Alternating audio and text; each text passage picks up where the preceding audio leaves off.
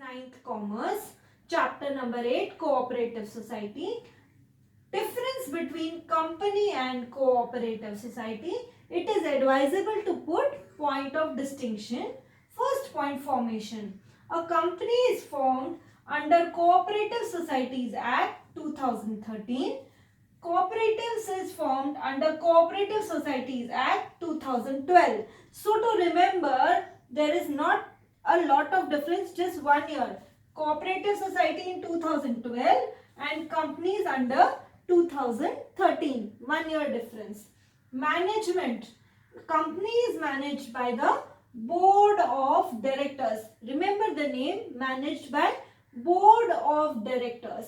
Cooperative is managed by Managing Committee, also known as Executive Committee. Managing Committee or Executive Committee, same thing. Point number 3. Basic object. What is the basic object of the company? Basic object of the company is earning profits. And what is the basic object of cooperative society? Service to its members. Point number 4. Voting rights. In company it is 1 share, 1 vote. 1 share, 1 vote. In cooperative society it is 1 member, 1 vote. So 1 share, 1 vote, 1 member, 1 vote. Okay. Point number 5. Number of members.